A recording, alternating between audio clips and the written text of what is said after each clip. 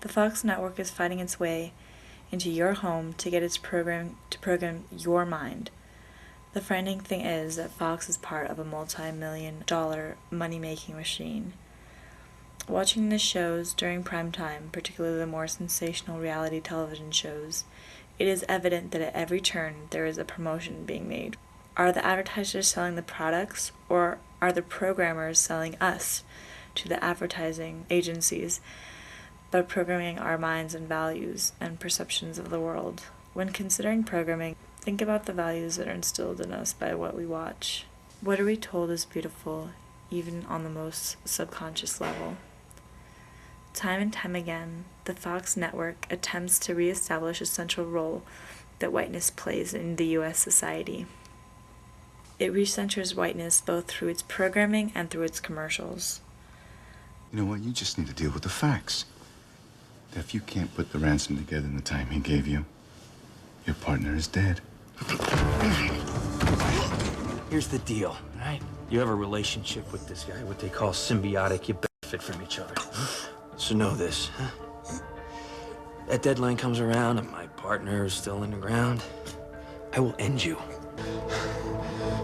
Fox's programming is formed to reestablish and re-empower whiteness, to sell products and create consumers of us all. Why does Fox need to take a white supremacist and male stance in order to sell products and program our minds? Since European colonialism and imperialism, Europeans have been obsessed with categorizing people based on physical traits and cultural values, reestablishing their physical traits and cultural values as a superior model.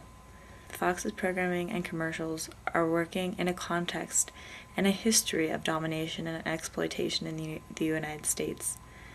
Capitalism does not work without slaves, either here in the United States or abroad.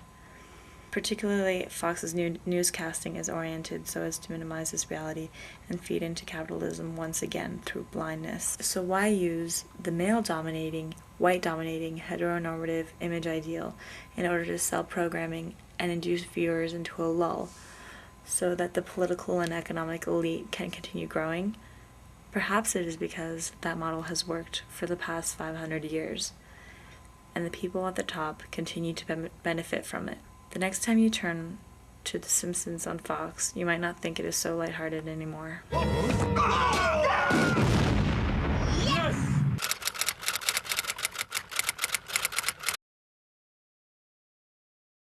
Hey, look! Our tour guide got a new job. Quite a promotion. I was wondering what became of him. What happened to President Mantu? I don't want to talk about it. I got overthrown! When The Simpsons took a trip to Africa, they were ready to laugh at the economic and political gaps between the poor and the rich. Lisa wanted to visit her role model, a British female anthropologist who was fronting as a researcher. They discovered that she was forcing the monkeys, the original inhabitants of Africa, to work in slave labor to collect diamonds for her personal economic gain. The chimps are running a diamond mine. Why, what fascinating behavior. I must document this new activity. Dr. Bushwell.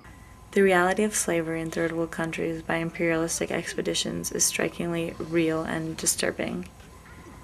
The fact that The Simpsons gets away with playing on this reality without problematizing it and instead making jest of it echoes the way in which blatantly racist cartoons once thrived in family and children's programming. The Simpsons is using the same formula as the cartoons from the 1950s to reinscribe white dominance and exploitation of people of color. Look at me! I'm a scientist!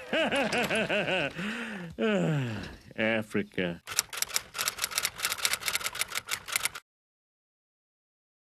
The theme of desire came up a lot in the dramatic series of Bones.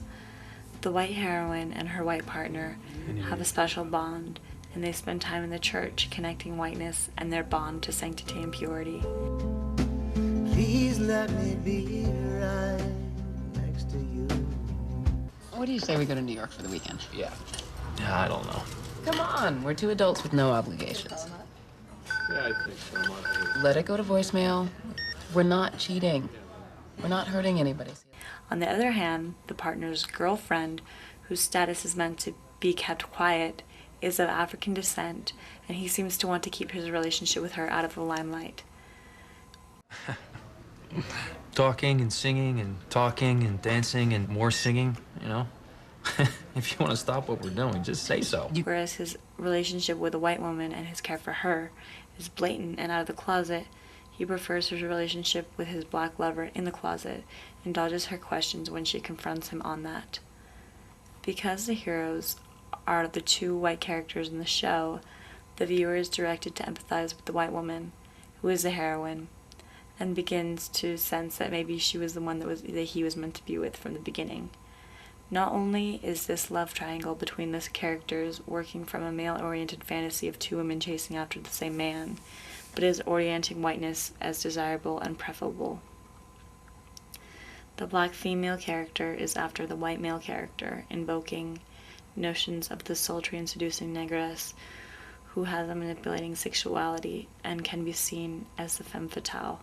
On the other hand, her counterpart is highly desirable, and it is not coincidence that she is white and embodies a myth of pure white feminine sexuality.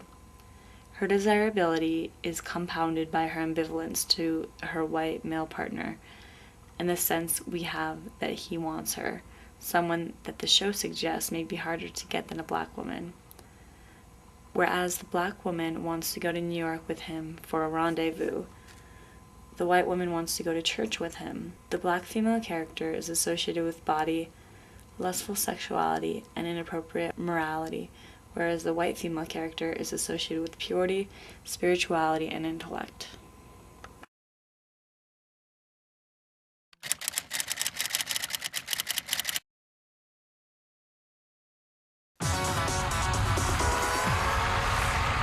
Half of the programming during the hour show of American Idol turns out to be commercials. Even while sitting watching the so-called content of the episode, it is evident that everything ends up being a promotional for a huge conglomerate. The contestants on the reality TV show American Idol go through an emotional roller coaster, waiting throughout the entire hour to figure out whether they will be cut or continue in the competition. At the Walt Disney Concert Hall, which is, of course, part of Idol Gives Back. And thanks again to our sponsors for helping make this happen. Ford, Coca-Cola, AT&T, News Corporation, ExxonMobil, Allstate. And now MySpace has created something special. You can go and join the Idol Gives Back community on myspace.com/Idol Gives. And of course, they would like for me to get on with things, but this is American Idol.